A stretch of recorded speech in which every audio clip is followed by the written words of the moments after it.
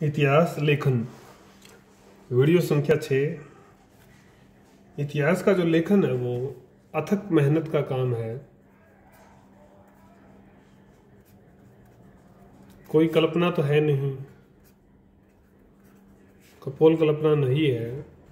घटनाओं को प्रमाण के साथ प्रस्तुत करना होता है कि मानव समाज ने कैसे कैसे जो है प्रगति की है, कैसे कैसे इस समाज का निर्माण हुआ है, कैसे कैसे पूरे युग के युग सभ्यताएं जो है यहाँ पर आई, बीत गई, और उनके जो अवशेष हैं ये सब उनके माध्यम से हमें पता चलता है।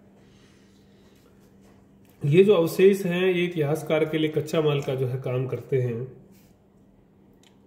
इनमें अगर हम बात करें, प्रारंभिक औजार थे, जो मूर्ति थी, बर्तन हैं, मिट्टी के टुकड़े हैं, कोई वस्तुएं हैं, कोई पहाड़ी गुफा में बनाया गया चित्र है, कोई स्मारक है, कोई सिक्का है, कोई भवन है, अनेकों चीजें हैं, कोई भी अभिलेख मिला है, कोई पुस्तक है।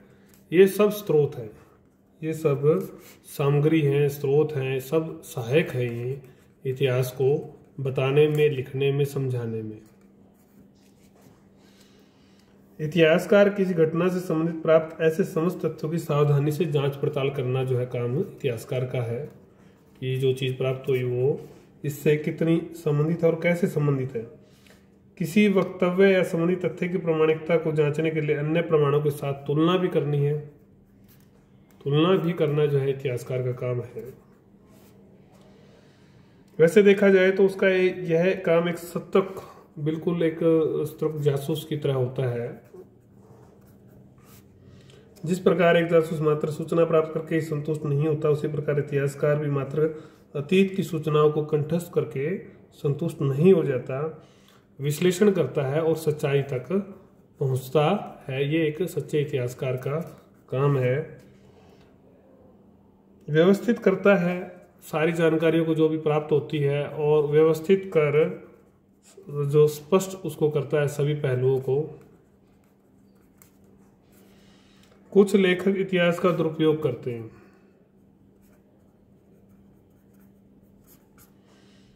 दुरुपयोग करते हैं, तथ्यों को तोड़ मरोड़ कर प्रस्तुत करते हैं, धर्मों को, जातियों को राष्ट्रीयता के हिसाब से, मतलब वो तोड़ मरोड़ करते हैं, इतिहास को विखंडित करते हैं। ये अच्छी बात नहीं है। चाहे वो कई बार घृणा के नाते करते हैं, किसी से प्रेम के नाते करते हैं, सब ये गलत है। इस प्रकार से नहीं होना चाहिए। ऐसा इतिहास लेखन तुच्छ व स्वार्थ, तुच्छ राजनीतिक या आर्थिक स्वार्थों से प्रेरित होता है। किसी विशेष घटना से जुड़े तथ्यों को यदि अलग थलग करके प्रस्तुत किया जाए तो भी इतिहास में कई बार अर्थ का अनर्थ हो जाता है।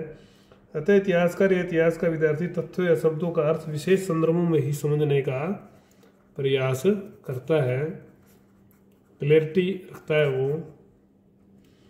इसका कारण वह पृष्ठभूमि होती है जिसमें उसके विचार बने होते हैं। यदि उसके विचार जातिवादी या सांप्रदायिक रंग में रंगे हैं तो उसके लेखन में भी ये झलक उठते हैं, झलक मिलती है उनकी। सच्चा इतिहासकार वो होता है जो सभी संकीर्णताओं और पूर्वाग्रहों से मुक्त हो, सभी संकीर्णताओं और पूर्वाग्रहों से मुक्त हो।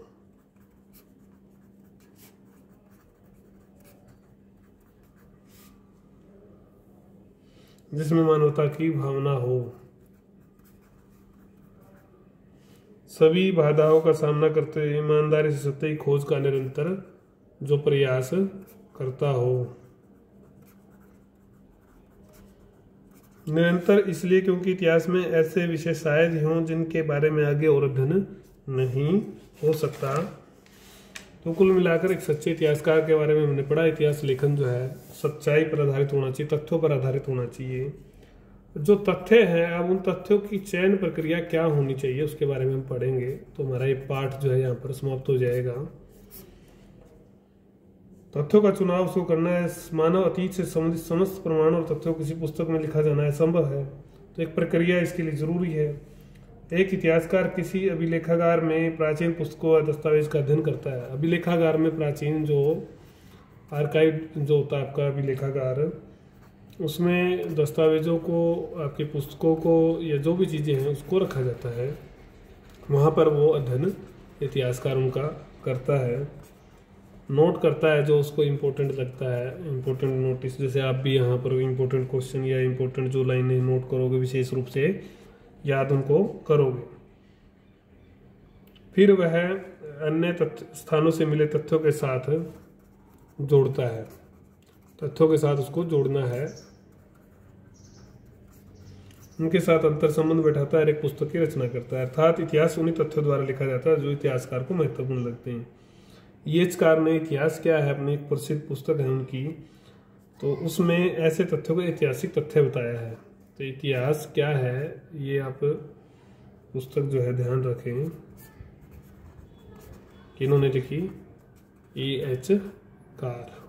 2 अंक में ये आपका क्वेश्चन कई बार आ जाता है। एक इतिहासकार को जो तथ्य महत्वहीन लगते हैं उन्हें वो छोड़ता जाता है, लेकिन एक दूसरा इतिहासकार उन्हीं स्रोतों को नए प्रश्नों के साथ उठाता है। कुछ दूसरे तथ्य महत्वपूर्ण लगते हैं जिन पर आधारित वह इतिहास की दूसरी पुस्तक लिखता है। इस प्रकार इतिहास अलग अलग दृष्टिकोणों से चयन प्रक्रिया पर आधारित मानव अतीत को समझने का एक सतत प्रयास है। अतः पाठक को किसी भी इतिहास की पुस्तक को पढ़ते समय यह अवश्य जानना चाहिए कि इस पुस्तक की रचना किन उद्देश्यों को लेकर की गई।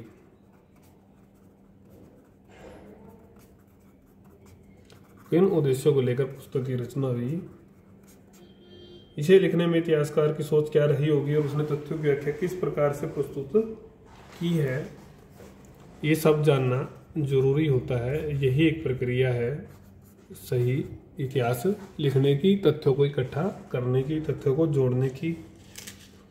जैसे छोटे प्रश्न बड़े प्रश्न आप दोनों करें। जैसे जैसे आपके ये पाठ होते जाएंगे हम आपको असाइनमेंट भी बताएंगे और टेस्ट भी बताएंगे। एक चीज़ मैं आपको स्पष्ट करता हूँ कि आपका जो पेपर है, एग्ज़ाम जो है वो 80 अंक का होता है। 20 अंक जो है आपके इंटरनल के होते हैं, इंटरनल असेसमेंट। तो उस असेसमेंट को हम 20 को कैसे डिवाइड करेंगे वो आपको समझा देता हूँ, पेपर का भी बता देता हूँ। 16 अंक के 4 बड़े प्रश्न आएंगे तो 64 अंक हो जाएंगे, और 8 क्वेश्चन जो है आपके 2-2 अंक के 8 क्वेश्चन आएंगे तो 16 ये हो जाएंगे। तो ये तो 80 इस तरह से हो गए। अब 20 की बात करते हैं हम, इंटरनल असेसमेंट जो कॉलेज से लग के जाती है, उसमें 2 असाइनमेंट आपको जमा कराने पड़ेंगे। वो इन्हीं जो हम पाठ पढ़ रहे हैं इनमें से आपके बनवाएंगे। तो 5 अंक की एक होगी तो 10 अंक इनके हो गए। एक टेस्ट होता है आपका 5 का, तो 5 अंक उसके हो गए, और एक अटेंडेंस है आपकी, और एक इंटरनल जो आपकी एक्टिविटी जो क्लास में रहेगी, गतिविधियां रहेंगी, 5 अंक उनके होते हैं। तो इस तरह से 20 अंक की असेसमेंट होती है। तो ये भी आपकी ठीक जाए इसके लिए आप असाइनमेंट ठीक से बनाएंगे, टेस्ट भी ठीक से देंगे, और अटेंडेंस आपकी मेंटेन करनी है। तो ये हमने वर्गीकरण आपको अंकों का बताया, इसको आप ध्यान से देख लें, समझ लें। कोई बात समझ में ना आए तो अपने व्हाट्सएप से पूछ लें।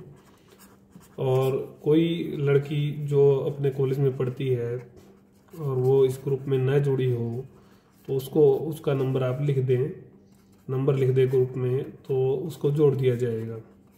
या आप उसको बोलें कि अपना नंबर दे वो, और उसको भी ताकि काम मिलना शुरू हो जाए।